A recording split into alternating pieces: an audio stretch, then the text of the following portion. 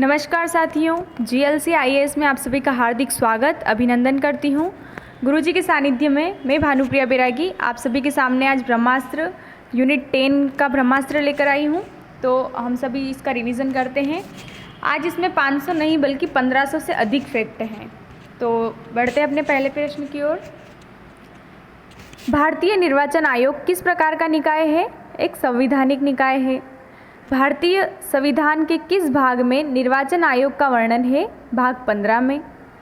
भारतीय संविधान के किस अनुच्छेद में निर्वाचन व्यवस्था का वर्णन है? तो अनुच्छेद 324 से अनुच्छेद 329 तक।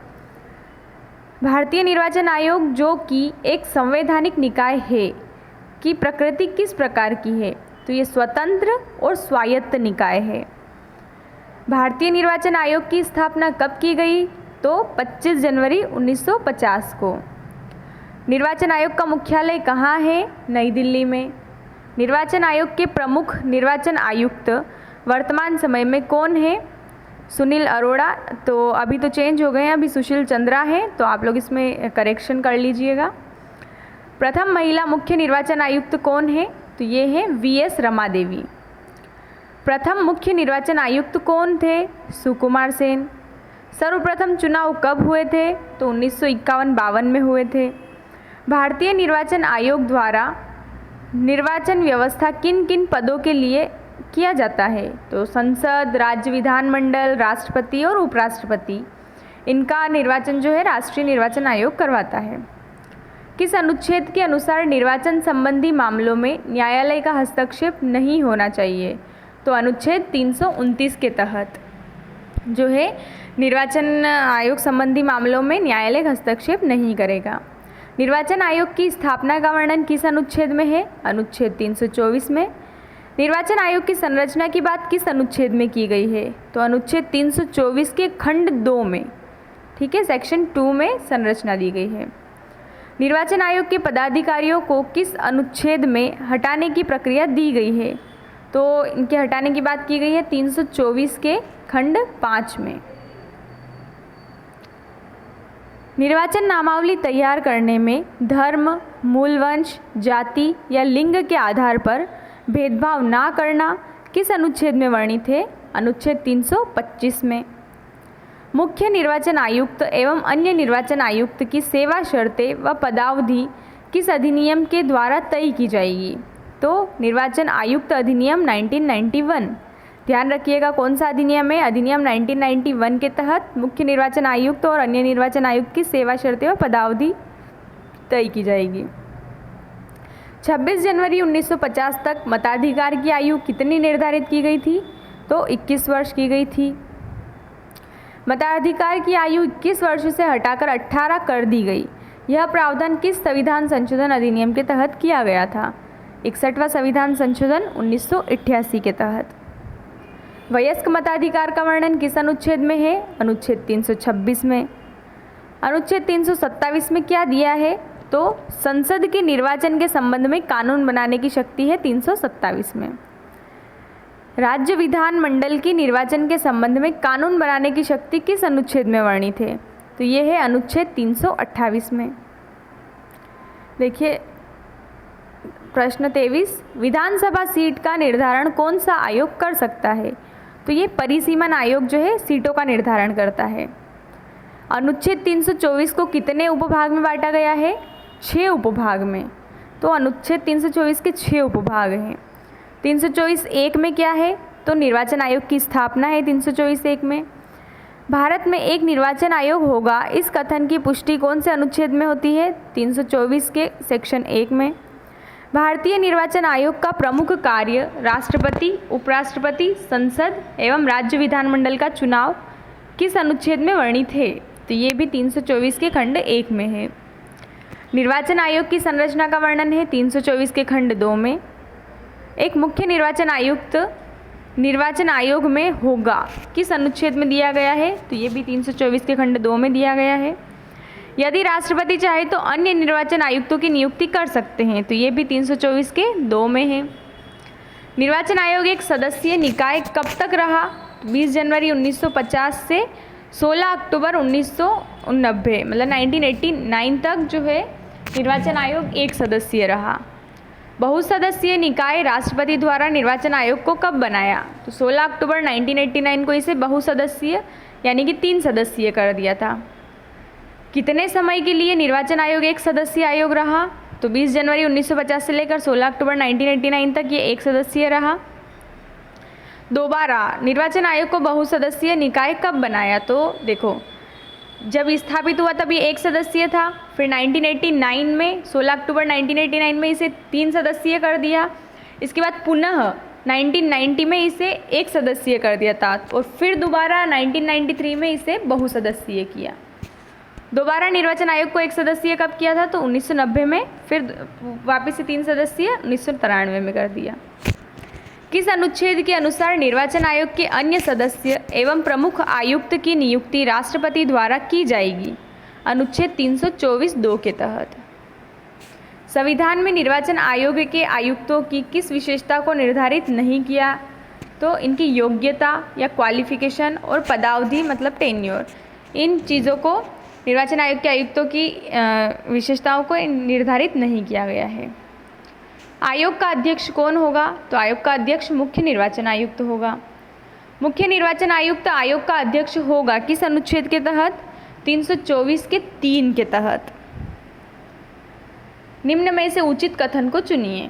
तो मुख्य निर्वाचन आयुक्त की शक्ति अन्य निर्वाचन आयुक्त की शक्ति में अंतर होगा। दूसरा ऑप्शन है हमारे पास, मुख्य निर्वाचन आयुक्त एवं अन्य निर्वाचन आयुक्त की आय समान होगी। तीसरा ऑप्शन है ए और बी दोनों सही है और डी चौथा ऑप्शन है केवल बी सही है। तो इसका सही उत्तर है केवल बी सही है। तो पहले में क्या कहा है कि मुख्य निर्वाचन आयुक्त की शक्ति और अन्य निर्वाचन आयुक्त की शक्ति में अंतर होगा, तो ये बिल्कुल गलत है। दोनों की शक्ति में कोई अंतर नहीं होता है।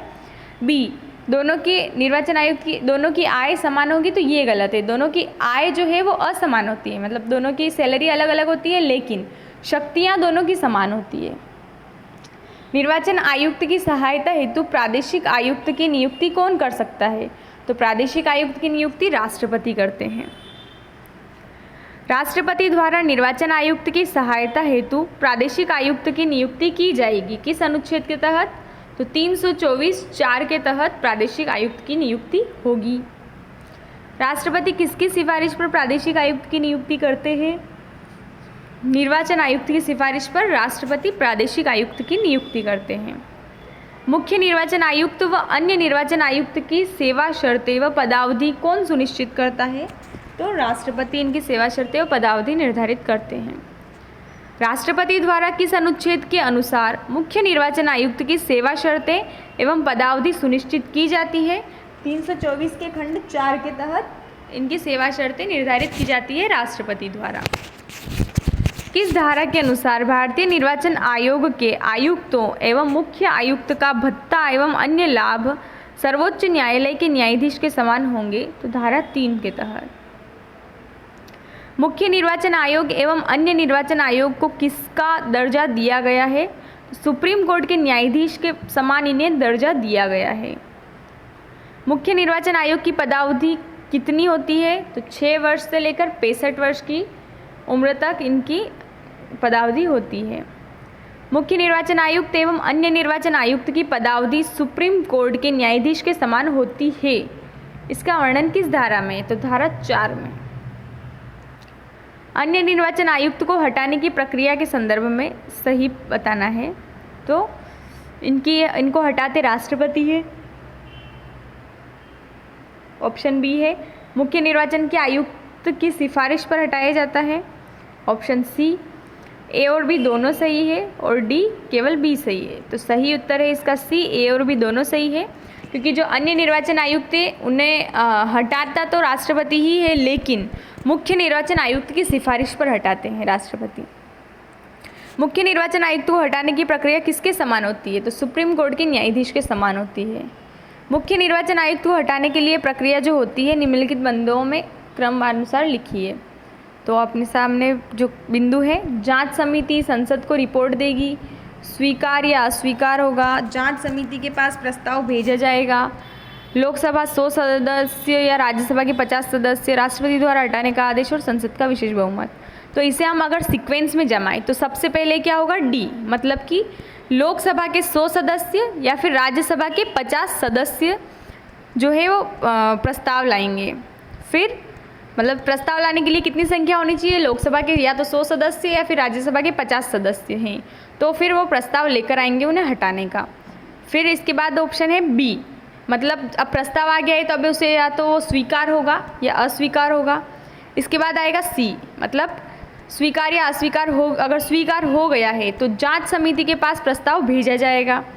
फिर ए, फिर जांच समिति जो है संसद को रिपोर्ट देगी कि वो अपराधी है या नहीं है, तो जांच समिति अपनी रिपोर्ट देगी। उसके बाद संसद का विशेष बहुमत, संसद की तरफ से विशेष बहुमत से पारित होगा प्रस्ताव, और फिर राष्ट्रपति द्वारा हटाए जाएंगे। तो मुख्य निर्वाचन को हटाने की प्रक्रिया क्या है? पहली चीज़, लोकसभा में या 100 सदस्य, अगर राज्यसभा में प्रस्ताव आ रहा है तो 50 सदस्य प्रस्ताव लाएंगे। फिर प्रस्ताव या तो स्वीकार होगा या अस्वीकार होगा। स्वीकार हो गया है तो फिर उसे जांच समिति के पास भेजेंगे। जांच समिति अपनी जांच करके रिपोर्ट है संसद को देगी। फिर संसद उस प्रस्ताव को 2/3 बहुमत से पारित करेगी। अगर पारित हो जाता है 2/3 बहुमत से, तब जाके राष्ट्रपति मुख्य निर्वाचन आयुक्त को हटाएंगे। मुख्य निर्वाचन आयुक्त को हटाने के लिए बनाई गई जांच समिति में कौन सम्मिलित होते हैं? तो इसमें होते हैं मुख्य न्यायाधीश या उच्चतम न्यायालय के अन्य न्यायाधीश, उच्च न्यायालय का मुख्य जज और प्रतिष्ठित न्यायवादी, ये सभी इसमें होते हैं। कौन कौन होता है? भारत का मुख्य न्यायाधीश या उच्चतम न्यायालय का अन्य न्यायाधीश होगा, फिर उच्च न्यायालय का मुख्य न्यायाधीश और एक प्रतिष्ठित न्यायवादी। निर्वाचन आयोग को कर्मचारी उपलब्ध कराएंगे कौन? तो राष्ट्रपति एवं राज्यपाल, मतलब अगर राज्य निर्वाचन आयोग है तो वहाँ पर राज्यपाल जो है वो कर्मचारी उपलब्ध कराएगा, और केंद्रीय निर्वाचन आयोग है तो वहाँ पर राष्ट्रपति निर्वाचन उपलब्ध कराएंगे। किस अनुच्छेद के अनुसार निर्वाचन आयुक्त अपना त्यागपत्र राष्ट्रपति को देंगे? तो अनुच्छेद 324(5) के तहत जो है निर्वाचन आयुक्त अपना त्यागपत्र राष्ट्रपति को देंगे। मुख्य निर्वाचन आयुक्त अपना त्यागपत्र किसे देते हैं? राष्ट्रपति को देते हैं। मुख्य निर्वाचन आयुक्त को हटाने का आधार होगा तो साबित कदाचार एवं अक्षमता। महाभियोग शब्द का इस्तेमाल अनुच्छेद 21 के तहत किसके लिए किया गया है? तो राष्ट्रपति के लिए महाभियोग शब्द का प्रयोग हुआ है। निर्वाचन की तिथि और सारणी कौन निर्धारित करते हैं? तो ये निर्वाचन आयोग निर्धारित करता है। राजनीतिक दलों को मान्यता कौन प्रदान करता है? निर्वाचन आयोग प्रदान करता है। निम्नलिखित में से कौन सा कार्य निर्वाचन आयोग का है? तो ऑप्शन है आचार संहिता निर्मित करना, सही है। राजनीतिक दलों की नीतियों के प्रचार के लिए रेडियो और टीवी कार्यक्रम सूची निर्मित करना, ये भी सही है। संसद सदस्यों की निर्भरता संबंधी राष्ट्रपति को सलाह देना, ये भी सही है। संसद सदस्यों की निर्भरता संबंधी सलाह राष्ट्रपति को दी जाती है निर्वाचन आयोग के द्वारा।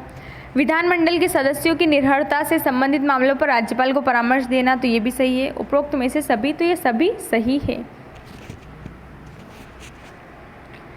किसी निर्वाचन क्षेत्र में रैगिंग, मतदान केंद्र लूटना, हिंसा व अन्य अनियमितताओं को देखा जाता है तो इस स्थिति में निर्वाचन रद्द करने का कार्य कौन करेगा? तो बी ऑप्शन, मतलब निर्वाचन आयोग जो है वही रद्द करेगा निर्वाचन को। भारत का कोई राज्य है जहां पर अनुच्छेद 356 के तहत राष्ट्रपति शासन लागू है, तो कौन सुनिश्चित करता है कि चुनाव होंगे या नहीं? तो अब निर्वाचन आयोग ही सुनिश्चित करेंगे कि चुनाव होंगे या नहीं। राष्ट्रीय मतदाता दिवस कब मनाते हैं? 25 जनवरी को मनाते हैं। पहली बार मतदाता दिवस कब मनाया था? 2011 में मनाया था। राष्ट्रीय मतदाता दिवस 2021 की थीम क्या थी? तो सभी मतदाता बने सशक्त एवं जागरूक, ये 2021 की थीम थी। कौन से संविधान संशोधन द्वारा मतदाता की आयु 21 वर्ष से 18 वर्ष कर दी गई? तो 61वें संविधान संशोधन 1988 के तहत। वर्तमान राजनीतिक दलों के नाम क्या क्या हैं? बहुजन समाज पार्टी 1984 में गठित हुई थी। भारतीय जनता पार्टी 1980 में गठित हुई थी। भारतीय कम्युनिस्ट पार्टी 1925 में गठित हुई थी। भारतीय कम्युनिस्ट पार्टी मार्क्सिस्टवाद। फिर भारतीय राष्ट्रीय कांग्रेस पार्टी, तृणमूल पार्टी, और सबसे नवीनतम जो है वो नेशनल पीपल्स पार्टी। ईवीएम का फुल फॉर्म क्या है? Electronic voting machine. 1982 में पहली बार किस राज्य में ईवीएम का यूज़ हुआ था? केरल की पारुल विधानसभा में। सर्वप्रथम कब लोकसभा के लिए ईवीएम मशीन का प्रयोग किया गया? 2004 में। लोकसभा के चुनाव के लिए पहली बार ईवीएम मशीन का यूज़ 2004 में हुआ था। ईवीएम का निर्माण किन दो शहरों में किया जाता है? तो बेंगलोर एवं हैदराबाद में।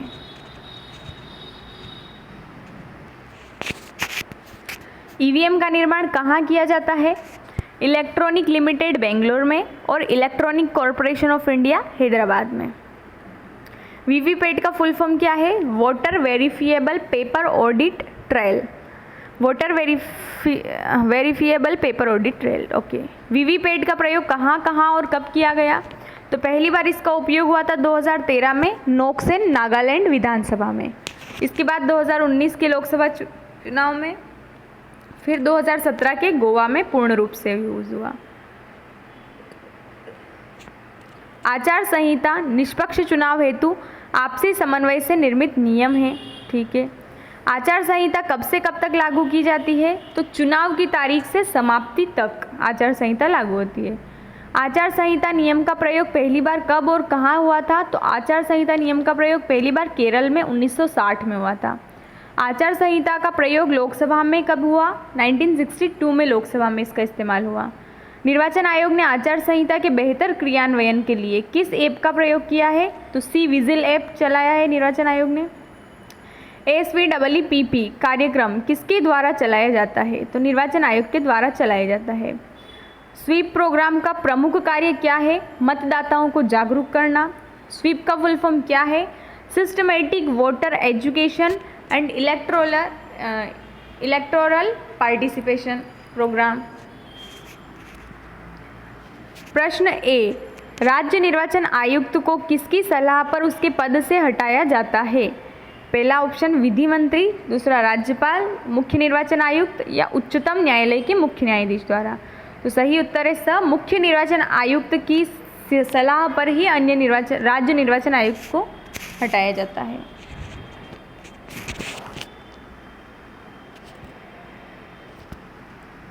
भारतीय संविधान में मुख्य निर्वाचन के लिए क्या योग्यता निर्धारित की गई है? ऑप्शन है, उसकी आयु 35 वर्ष पूर्ण हो एवं वह भारत का नागरिक हो, उसे उच्च न्यायालय के वकील के तौर पर 5 सालों की वकालत का अनुभव हो, वह एक अच्छा नागरिक हो, इनमें से कोई नहीं। तो इनमें से कोई भी योग्यता उनके लिए निर्धारित नहीं की गई है। सामान्यतः ऐसा होता है कि वो एक IAS ऑफिसर ही होते हैं जो निर्वाचन आयुक्त बनते हैं। बाकी ये भी उनकी योग्यता में डाला नहीं गया है कि होने ही चाहिए। इसकी PDF प्राप्त करने के लिए आपको GLCIS ऐप डाउनलोड करना पड़ेगा और वहाँ पर आप इसे प्राप्त कर सकते हैं। वहाँ पर आपको GLCIS ऐप पर इसके अलावा सभी ब्रह्मास्त्र, सभी रामबाण सीरीज़ और इसके अलावा जो भी मॉडल पेपर्स जो गुरुजी ने डाले हैं, उसके अलावा जो भी और भी बहुत सारी चीज़ें हैं, कंटेंट है, MP करंट अफेयर्स की PDF सभी आपको GLCIS ऐप पर मिल जाएगी। तो अगर आप डाउनलोड करते हैं तो उसमें आपको फ़ायदा ही होना है, नुकसान कुछ भी नहीं होना है, तो ज़रूर करें डाउनलोड। मुख्य निर्वाचन आयुक्त को नियुक्ति किसके द्वारा की जाती है? तो मुख्य निर्वाचन आयुक्त की नियुक्ति भारत के राष्ट्रपति के द्वारा की जाती है। भारत की प्रमुख मुख्य निर्वाचन आयुक्त कौन है? प्रथम मुख्य निर्वाचन आयुक्त हैं सुकुमार सेन। भारत में वर्तमान समय में मुख्य निर्वाचन आयुक्त कौन है? सुशील चंद्रा है। सुशील चंद्रा पहले निर्वाचन आयुक्त थे सुकुमार सेन और अभी वर्तमान में है सुशील चंद्रा 24वें नंबर के।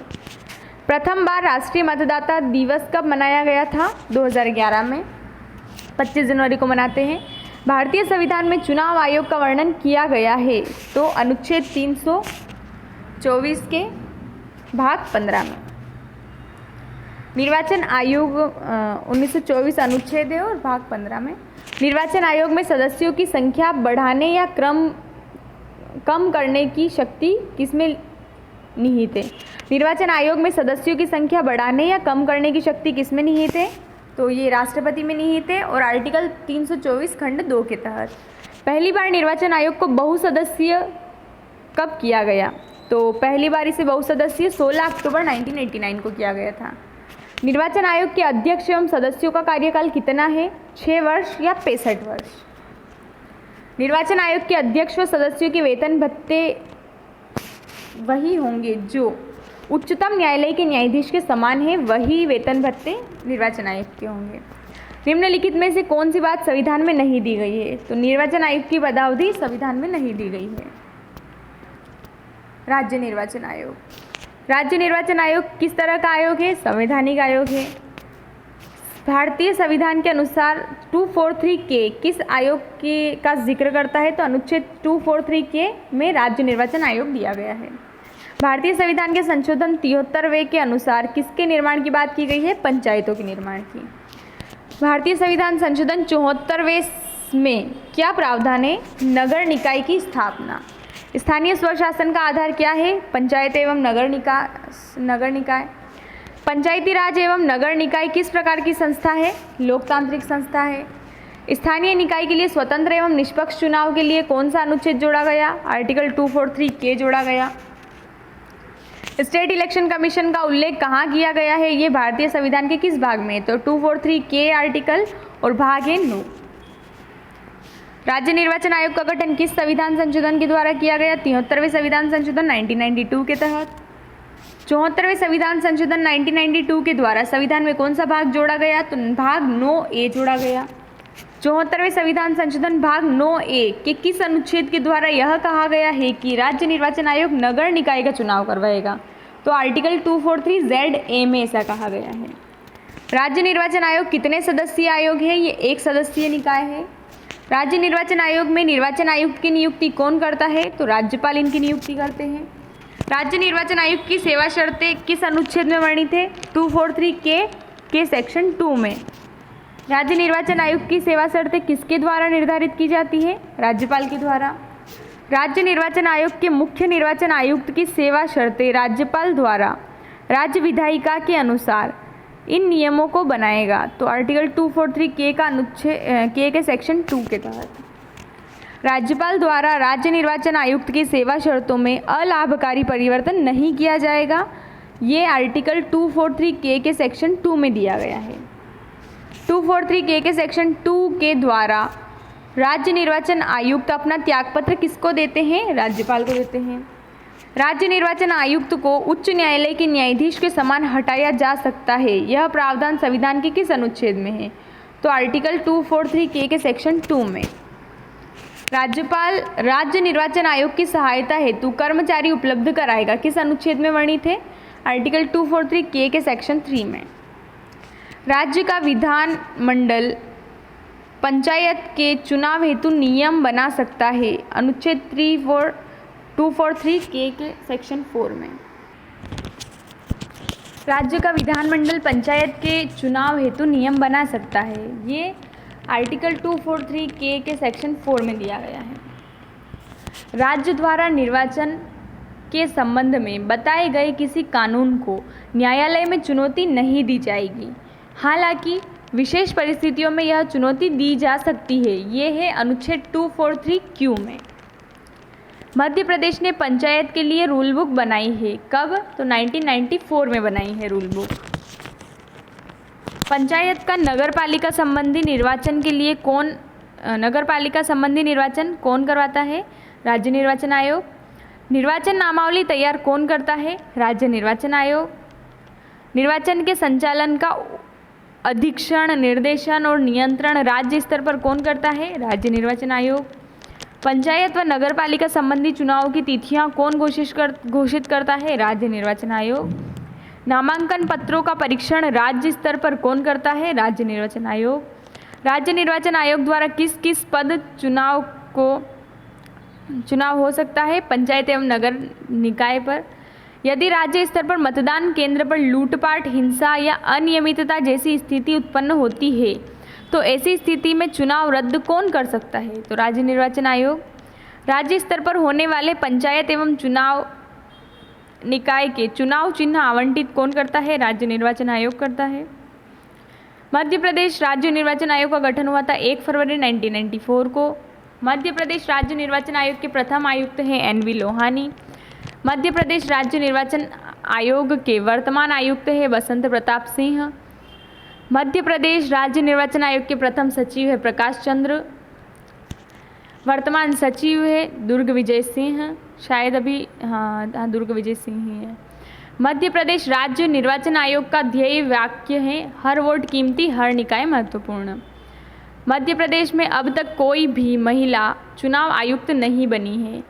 मध्य प्रदेश में प्रथम महिला सचिव है विजया श्रीवास्तव। ये 36 क्वेश्चन जो हैं इसको एक बार फिर से आप देखिएगा, अपडेट हुए हो तो एक बार। मध्य प्रदेश में प्रथम महिला सचिव है विजया श्रीवास्तव। मध्य प्रदेश निर्वाचन आयोग ने एक ऐप बनाया है, उसका नाम है चुनाव ऐप। मुख्य निर्वाचन आयोग मध्य प्रदेश का वर्तमान समय में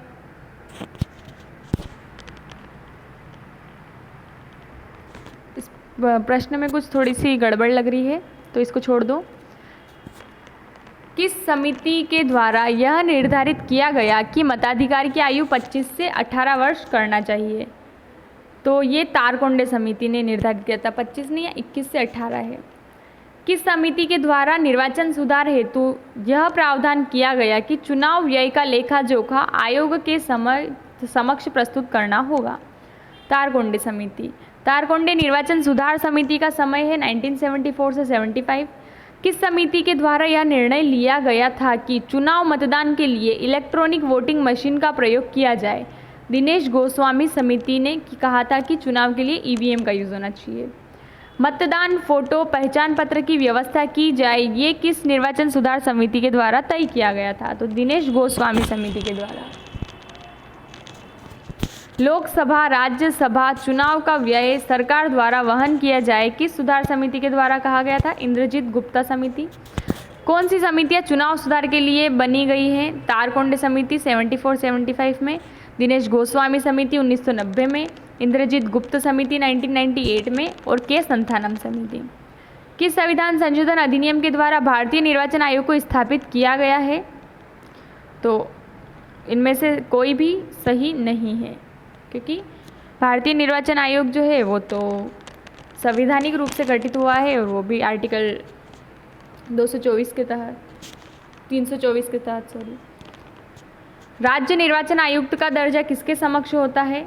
तो ऑप्शन इसका सही सी है, उच्च न्यायालय के न्यायाधीश के समान होता है। पंचायती चुनाव का उल्लेख है आर्टिकल 243 के में।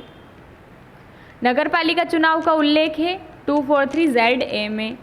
राज्य निर्वाचन आयोग चुनाव करवाने हेतु उत्तरदायी हैं पंचायत एवं नगरपालिका के।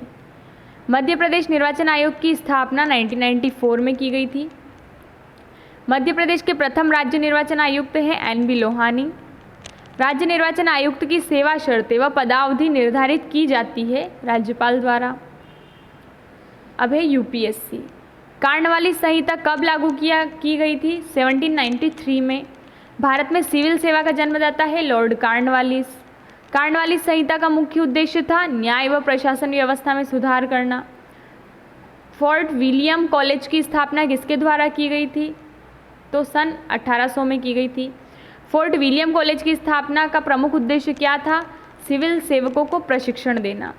कार्नवालिस कोड की स्थापना 1793 में की गई थी। लॉर्ड वेलेस्ली द्वारा फोर्ट विलियम कॉलेज की स्थापना 1800 में। इंग्लैंड के हैलीबरी में ईस्ट इंडिया कॉलेज की स्थापना 1800 में हुई। सिविल सेवकों की भर्ती की प्रक्रिया प्रारंभ में थी COD की सिफारिश। किस अधिनियम के तहत मेकाले समिति बनाई गई? 1853 के चार्टर अधिनियम के तहत मेकाले समिति बनी थी। मेकाले समिति के तहत प्रतियोगी परीक्षा को नियुक्ति की प्रक्रिया बनाने का प्रावधान कब किया गया? 1854 में। सिविल सेवकों की नियुक्ति प्रतियोगी परीक्षा के द्वारा करवाई जाने की सिफारिश किस समिति ने और कब की? मेकाले समिति ने 1854 में की। प्रथम सिविल सेवा परीक्षा का आरंभ कब एवं कहाँ किया गया था? 1855 में लंदन में। प्रथम सिविल सेवा परीक्षा के लिए परीक्षक की आयु क्या होती थी? तो न्यूनतम 18 और अधिकतम 23 वर्ष। सिविल सेवा पास करने वाले पहले भारतीय कौन थे? रविंद्रनाथ टैगोर के भाई सत्येंद्रनाथ टैगोर थे। सत्येंद्रनाथ टैगोर सिविल सेवा परीक्षा पास कब की इन्होंने? 1864 में की। देखिए, अगर इस कंटेंट की PDF आपको चाहिए तो आप जेल से IAS ऐप डाउनलोड करें, वहाँ से आपको इसकी PDF मिल जाएगी। MPPSC मेंस के इंग्लिश में और हिंदी मीडियम में बैच जो है वो 23 जून से स्टार्ट हो रहे हैं और आप अभी से अपना नाम इनरोल कर सकते हैं। एचिसन आयोग किस गवर्नर जनरल के समय बनाया गया था? लॉर्ड डफरिन के समय एचिसन आयोग बनाया गया था 1886 में।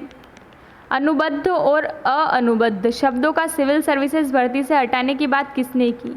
एचिसन आयोग ने की थी। भारत में सिविल सेवा में सुधार के लिए किसने आंदोलन चलाया था? सुरेंद्रनाथ बनर्जी ने चलाया था। किसके शासनकाल में सिविल सेवा की आयु 19 कर दी गई थी? लॉर्ड लिटन। किस समिति ने कहा था कि सिविल सेवा की आयु सीमा पुनः 23 वर्ष होनी चाहिए? एचिसन आयोग ने। 1876 में आनंद मोहन बोस के साथ सत्येंद्र नाथ बनर्जी के साथ इंडियन नेशनल एसोसिएशन ने आंदोलन चलाया था। 1912 में सिविल सेवा सुधार के लिए कौन सा आयोग बनाया गया था? इस्लिंगटन आयोग बनाया था। भारत में प्रतियोगी परीक्षा के आयोजन की सिफारिश किस आयोग ने की थी? इस्लिंगटन आयोग ने 1912 में। भारत में सिविल सेवा परीक्षा की शुरुआत कब से हुई? 1922 से। भारत में पहली सिविल सेवा परीक्षा आयोजन कहाँ किया गया? इलाहाबाद में। किस आयोग की सिफारिश पर भारत में सिविल सेवा परीक्षा का आयोजन किया गया? इस्लिंगटन आयोग। ली आयोग की अध्यक्षता 1923 में किस आयोग का गठन किया गया? Lord reading. ली कमीशन कब बनाया गया? सन 1923 में।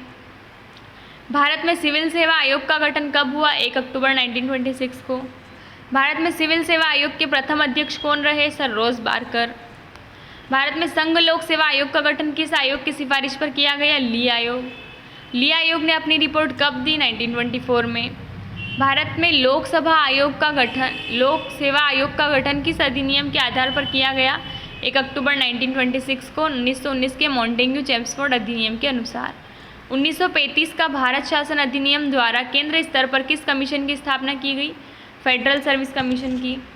फेडरल सर्विस कमीशन की स्थापना कब की गई? 1 अप्रैल 1937 को। 1935 का भारत शासन अधिनियम द्वारा प्रांत स्तर पर किस आयोग की स्थापना की गई? प्रांतीय लोक सेवा आयोग की। भारतीय संविधान कब लागू किया गया? 26 जनवरी 1950 को। किस अनुच्छेद के अंतर्गत संघ लोक सेवा आयोग एवं राज्य सेवा आयोग का वर्णन किया गया? अनुच्छेद 315 में। संघ लोक सेवा आयोग का मुख्यालय कहाँ है? शाहजहां रोड, नई दिल्ली। भारतीय संघ लोक सेवा आयोग के तात्कालिक अध्यक्ष कौन है? एच.के. कृपलानी। तात्कालिक थे एच.के. कृपलानी। भारतीय संघ लोक सेवा आयोग के वर्तमान अध्यक्ष कौन है? तो अभी चेंज हो गए, अभी मनोज सोनी हो गए हैं। आज़ादी के बाद सिविल सेवा का सशक्तिकरण किसने किया? सरदार पटेल ने। किस आयोग की सिफारिश के आधार पर संघ सेवा लोक सेवा परीक्षा त्रिस्तरीय व्यवस्था की गई? कोठारी आयोग की सिफारिश पर। कोठारी आयोग का गठन किया गया था 1976 में। भारतीय संघ लोक सेवा आयोग की परीक्षा में निबंध पेपर को किस समिति की सिफारिश पर जोड़ा गया? सतीश चंद्र समिति। सतीश चंद्र समिति का गठन कब किया गया? 1989 में किया गया। एप्टीट्यूड का पेपर किस समिति की सिफारिश पर जोड़ा गया? 2004 में होता समिति की सिफारिश पर। भारतीय संघ लोक सेवा आयोग का वर्णन भारतीय संविधान के किस अनुच्छेद में है? तो अनुच्छेद 315 भाग 14 में। भारतीय संघ लोक सेवा आयोग की प्रकृति कैसी है? संवैधानिक, स्थायी व स्वतंत्र निकाय है। यूपीएससी का प्रमुख कार्य क्या है? केंद्र की समूह ए और समूह बी की नियुक्ति करवाना। यूपीएससी की स्थापना कब हुई? 1 अक्टूबर 1926 को ली आयोग की सिफारिश पर। यूपीएससी के वर्तमान स्वरूप कब सामने आया? 26 जनवरी 1950 को। यूपीएससी का मुख्यालय कहाँ स्थित है? धौलपुरगढ़, शाहजहां रोड, नई दिल्ली पर। भारतीय संघ यूपीएससी के प्रथम प्रमुख अध्यक्ष कौन है? रोज बारकर। यूपीएससी के प्रथम भारतीय अध्यक्ष कौन थे? एच.के. कृपलानी।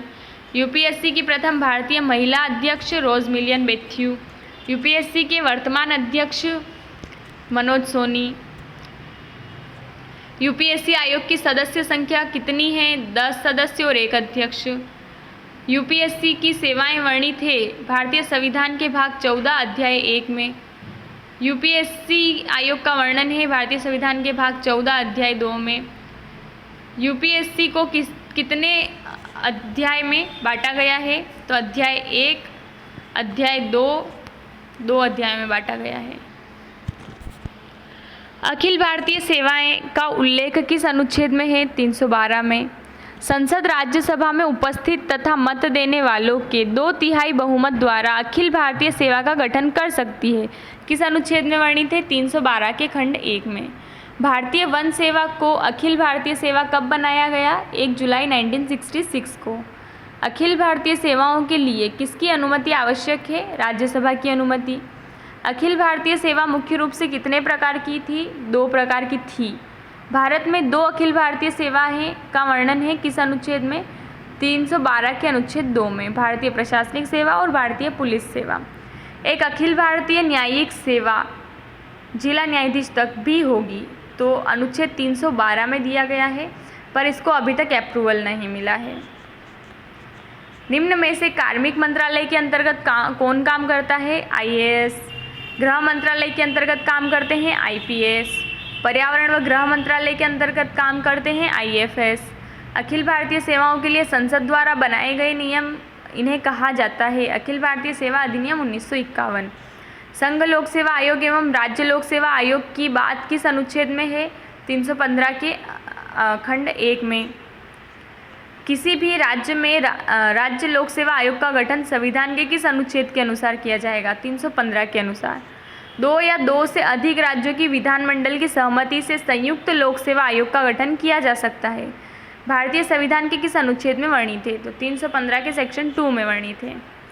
अगर कोई राज्य का राज्यपाल चाहे तो वह UPSC से अपने स्टेट PSC के लिए सलाह सहयोग ले सकता है कि ये किस संविधान के अनुच्छेद में है? तो 315 के सेक्शन 3 में है। UPSC, स्टेट PSC एवं जॉइंट PSC के अध्यक्ष व सदस्यों की नियुक्ति तथा योग्यताओं का वर्णन किस अनुच्छेद में है? 316 में।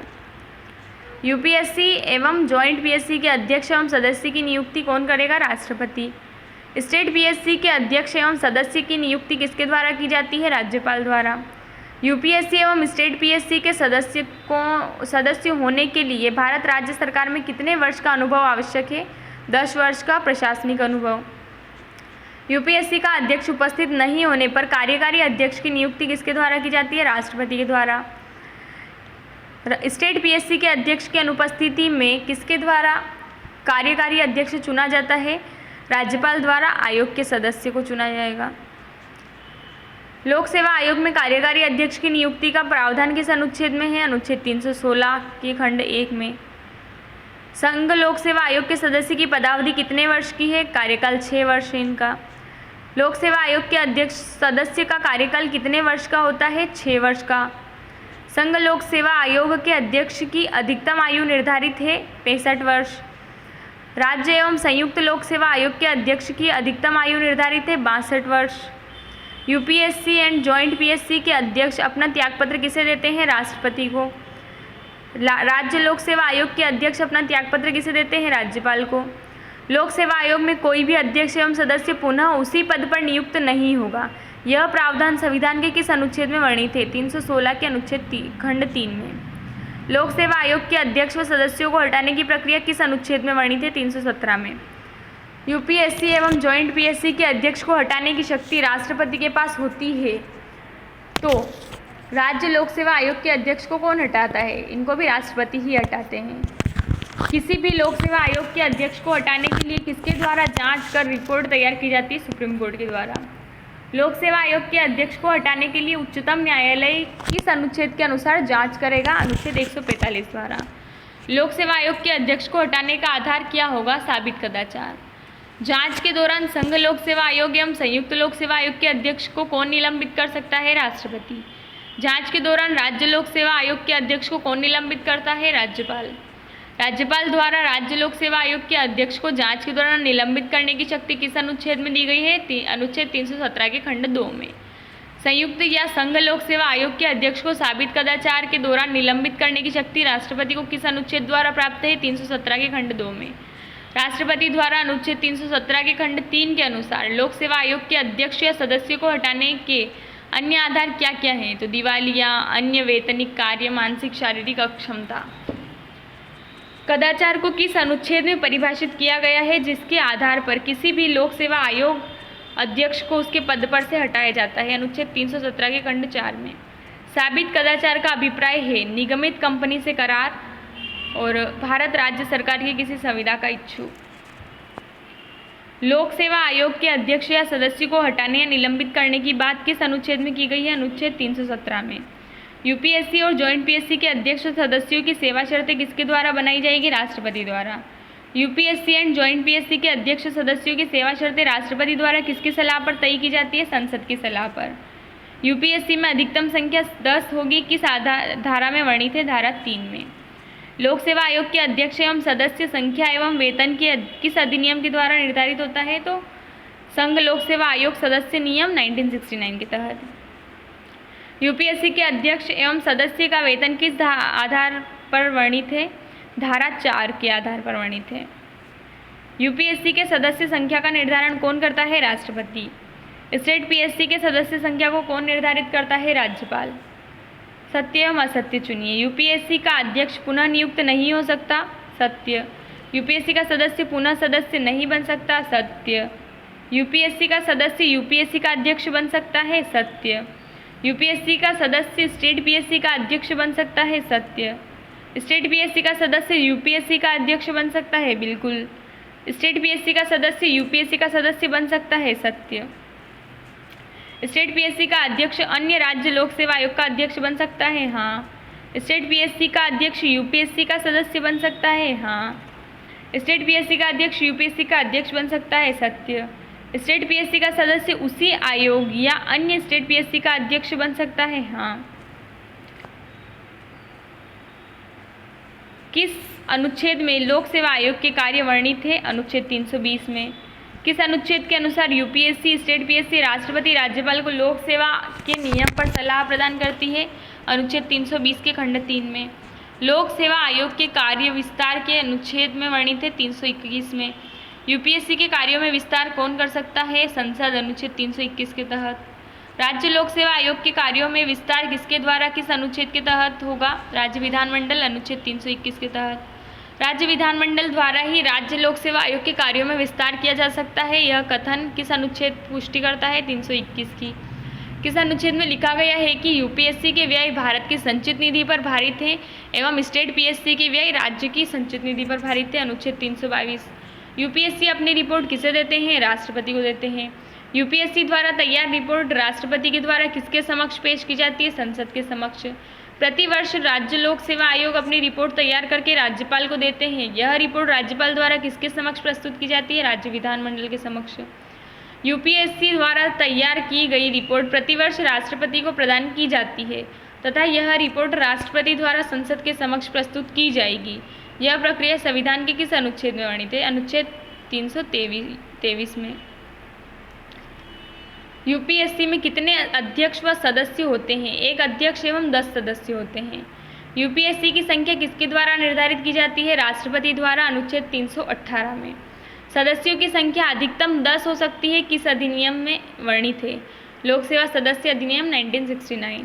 किस संविधान संशोधन द्वारा राष्ट्रपति कार्यकारी अध्यक्ष की नियुक्ति करता है? 15वें संविधान संशोधन 1963 के तहत। लोक सेवा आयोग के अध्यक्ष एवं सदस्य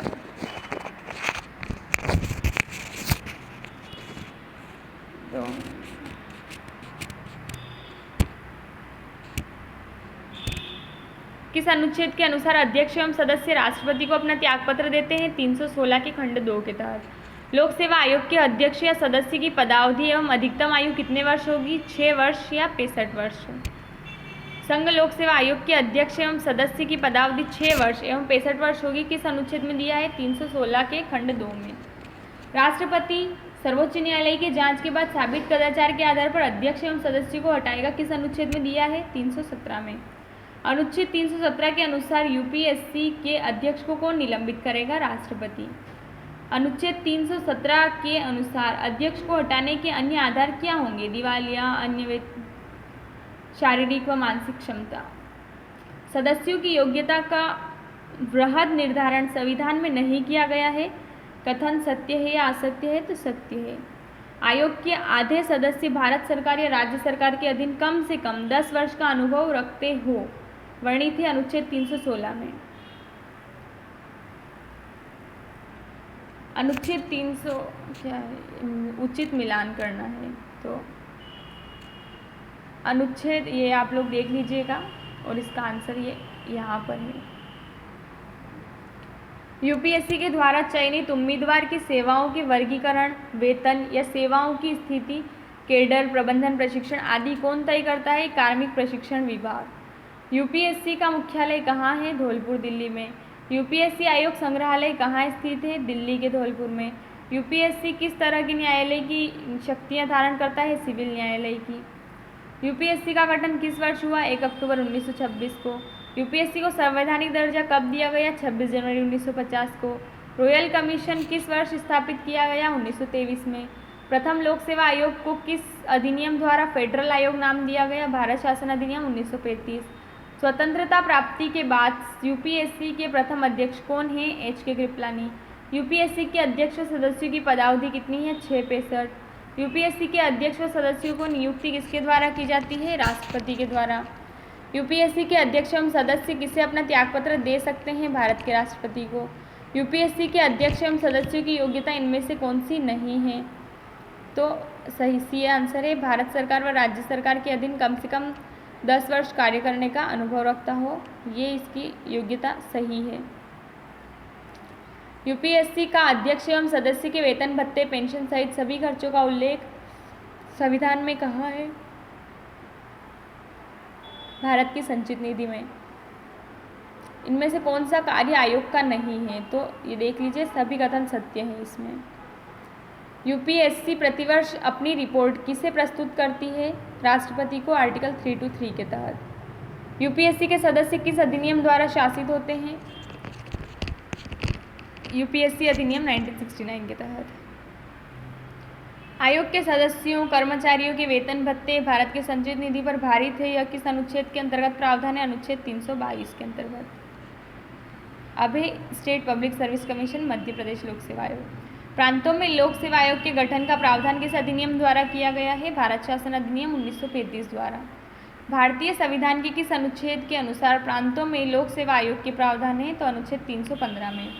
मध्य प्रदेश लोक सेवा आयोग से पूर्व कौन सा आयोग लोक सेवा आयोग की सिफारिश परीक्षा आयोजित करता था? मध्य भारत आयोग। मध्य प्रदेश लोक सेवा आयोग का गठन कब किया गया? 1 नवंबर 1956 को। राज्य पुनर्गठन आयोग अधिनियम की किस धारा के अनुसार मध्य प्रदेश लोक सेवा आयोग का गठन किया गया? धारा 118 की धारा 3 के तहत। मध्य प्रदेश लोक सेवा आयोग का मुख्यालय कहाँ है? इंदौर में। मध्य प्रदेश लोक सेवा आयोग के प्रथम अध्यक्ष कौन थे? DV रेगे। मध्य प्रदेश लोक सेवा आयोग के वर्तमान अध्यक्ष कौन हैं? तो ये देख लीजिएगा, ये चेंज हो गए हैं, यहाँ पर मेहरा जी हैं अभी। मध्य प्रदेश लोक सेवा आयोग के वर्तमान कार्यकारी अध्यक्ष कौन है? राजेश लाल मिश्रा। मध्य प्रदेश लोक सेवा आयोग द्वारा सर्वप्रथम परीक्षा का आयोजन कब किया गया? 1958 में। MPPSC के कितने अध्यक्ष एवं सदस्य होते हैं? तो 1 अध्यक्ष और 4 सदस्य। MPPSC के सचिव कौन हैं? वंदना वैद्य हैं। MPPSC के उपसचिव कौन हैं? राखी सहाय हैं। MPPSC के अध्यक्ष एवं सदस्य की नियुक्ति कौन करता है? राज्यपाल करता है। MPPSC के सदस्यों को कितने वर्ष का अनुभव होना चाहिए? 10 वर्ष का होना चाहिए। किस अनुच्छेद के अनुसार राज्यपाल द्वारा राज्य लोक सेवा आयोग के अध्यक्ष पद का पद रिक्त होने पर कार्यकारी अध्यक्ष की नियुक्ति की जाएगी? 316 के तहत। MPPSC के अध्यक्ष एवं सदस्यों की पदावधि एवं कार्यकाल कितनी होता है? पदावधि 6 वर्ष एवं 62 वर्ष।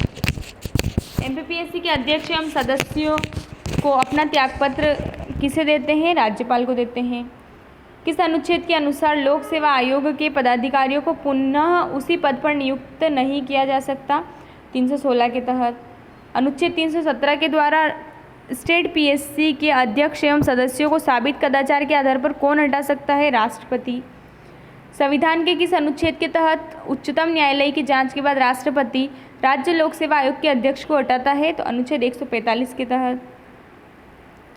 राज्य लोक सेवा आयोग के अध्यक्ष व सदस्यों को हटाने के अन्य आधार दिवालिया, अन्य वैधानिक कार्य, मानसिक शारीरिक अक्षमता किस अनुच्छेद में वर्णित है? अनुच्छेद 317 के खंड 3 में। कदाचार को किस अनुच्छेद में परिभाषित किया गया है? अनुच्छेद 317 के खंड 4 में। मध्य प्रदेश के राज्यपाल द्वारा अनुच्छेद 318 के तहत कौन सा अधिनियम बनाया गया? लोक सेवा अधिनियम 1973। मध्य प्रदेश लोक सेवा आयोग सेवा शर्त अधिनियम 1971 को कब लागू किया गया? 27 जनवरी 1973 को। मध्य प्रदेश लोक सेवा आयोग सेवा शर्त नियम 1973 की धारा 3 के अनुसार लोक सेवा आयोग के अधिकतम सदस्य कितने होते हैं? तो 7 होंगे। एमपीपीएससी के अध्यक्ष एवं सदस्य के वेतन का निर्धारण किस धारा के अनुसार किया जाता है? तो धारा 4 के तहत। एमपीपीएससी के अध्यक्ष का वेतन किसके समान होता है? एमपीपीएससी के राजस्व विभाग के अध्यक्ष के समान। एमपीपीएससी के सदस्य का वेतन किसके समान होता है? Administration member of board of revenue के समान होता है। सही जोड़ी बनाना है। अनुच्छेद 320 में क्या दिया है? तो राज्य सेवा की नियुक्ति है। 320(2) में यूपीएससी और जेपीएससी की नियुक्ति में मदद करेगा। 320 के खंड 3 में दिया है पदोन्नति व स्थानांतरण, और 320 के खंड 5 में दिया है राज्यपाल के बनाए नियम, और 320 के खंड 3 का है परीक्षा प्रणाली। एमपीपीएससी आयोग के कार्यों में कौन विस्तार कर सकता है? तो राज्य विधानमंडल। अनुच्छेद 322 में क्या दिया है? तो राज्य लोक सेवा आयोग के व्यय राज्य की संचित निधि पर भारित होंगे। राज्य लोक सेवा आयोग प्रत्येक वर्ष अपनी रिपोर्ट राज्यपाल के समक्ष प्रस्तुत करते हैं। राज्यपाल यह रिपोर्ट राज्य विधानमंडल के समक्ष प्रस्तुत करते किस अनुच्छेद के तहत? तो अनुच्छेद 323 के तहत। Best opportunity after 12th for the UPSC and MPPSC new batch started from Monday. और जो एमपीपीएससी का फाउंडेशन बैच जो है यूपीएससी और एमपीपीएससी का टारगेट बैच यूपीएससी एमपीपीएससी दोनों 23 जून से स्टार्ट होने जा रहे हैं। आप एक बार विजिट ज़रूर करें। किस अनुच्छेद के अनुसार अध्यक्ष या सदस्यों की सेवा शर्तें राज्यपाल तय करते हैं, लेकिन नियुक्ति के बाद इनमें अलाभकारी परिवर्तन नहीं किया जा सकता? अनुच्छेद 318। हमारे देश का सर्वप्रमुख प्रशिक्षण संस्थान है जिसकी स्थापना 1959 में मसूरी में हुई, जो कि वर्तमान में कार्मिक मंत्रालय के अधीन कार्य करता है। उसका नाम है लाल बहादुर शास्त्री राष्ट्रीय प्रशासनिक अकादमी लबासना, जो बहुत सारे लोगों का सपना है पर मिलता किसी किसी को ही है। सरदार वल्लभ भाई पटेल राष्ट्रीय पुलिस अकादमी की स्थापना कब की गई? 1948 में। कौन सी अकादमी गृह मंत्रालय के अधीन कार्यरत है? तो सरदार वल्लभ भाई पटेल राष्ट्रीय पुलिस अकादमी। निम्न में से इंदिरा गांधी राष्ट्रीय वन अकादमी से संबंधित क्या है? तो ए बी सी तीनों संबंधित है।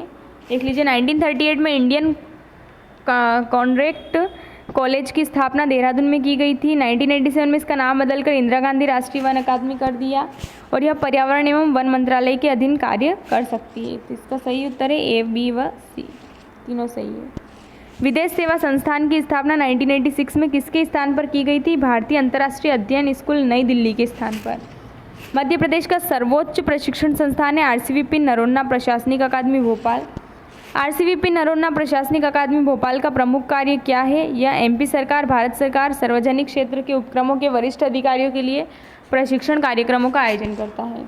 मध्य प्रदेश का सबसे प्राचीन प्रशिक्षण संस्थान है जवाहरलाल नेहरू पुलिस अकादमी सागर। किस अकादमी को 1906 में पुलिस स्कूल के रूप में स्थापित किया गया, जिससे 1936 में पुलिस ट्रेनिंग कॉलेज के रूप में परिवर्तित कर दिया गया है? नेहरू पुलिस अकादमी सागर। किस अनुच्छेद के अनुसार मध्य प्रदेश लोक सेवा का कार्य राज्य के राज्यपाल को सलाह देना है? तो अनुच्छेद 320 के खंड 3 में। भारतीय संविधान के किस भाग में राज्य लोक सेवा आयोग और संघ लोक सेवा आयोग की स्थापना का प्रावधान है? तो भाग 14 में। राज्य लोक सेवा आयोग के सदस्यों और अध्यक्ष की नियुक्ति कौन करता है? राज्य का राज्यपाल करता है। कौन सा कथन राज्य लोक सेवा आयोग के बारे में सही है? तो लोक सेवा आयोग के सदस्यों की संख्या राज्यपाल निर्धारित करता है, ये सही है। राज्य लोक सेवा आयोग का अध्यक्ष और सदस्य अपना इस्तीफा किसे देते हैं? राज्यपाल को देते हैं।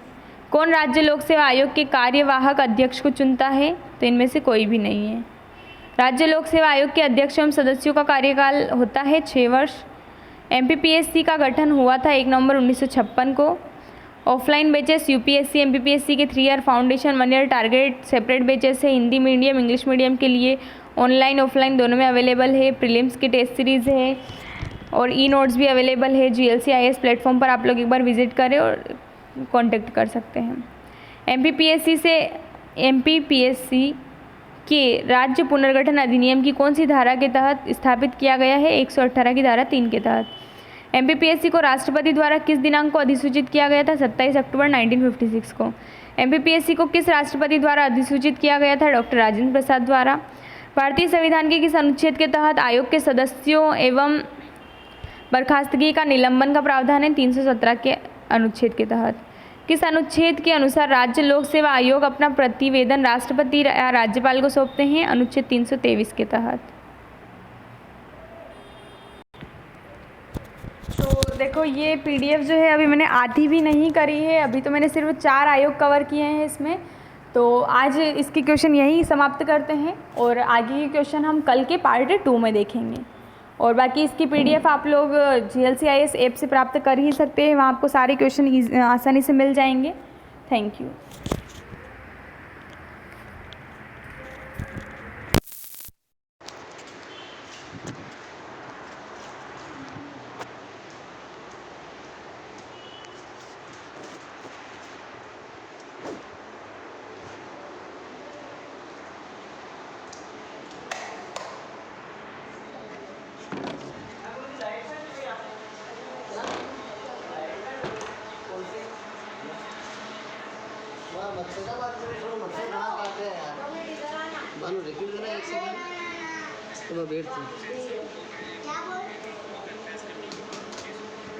चलो सर और चला दो एक लाइट और हनो तो उस कमरे की लाइट बंद करके आए विषय को दस है हनो जा उस कमरे की लाइट करके बंद करके आ ये तो जितो है तो वो बिल आए तो घणो भारी बिल आए 11000 का बिल आए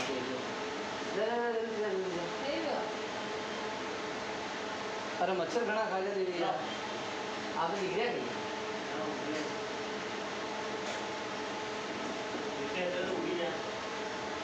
मतलब ये समझो कंटेंट बहुत अच्छा है पर इसमें उनको कैसे करना था कि हाँ क्वेश्चन का फॉर्म नहीं बनाना था फिर उनको ये अपन जैसे चैप्टर समझाते हैं ना वैसे सीधे सीधे 1 लाइन में लिख देना।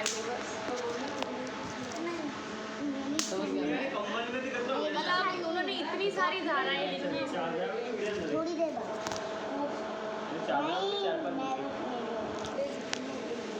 कर दिया पूरा बनो पहले एग्जाम कर दिया कोई बात नहीं बन गया तो बन गया एक समझ मच्छर मारवा हो गया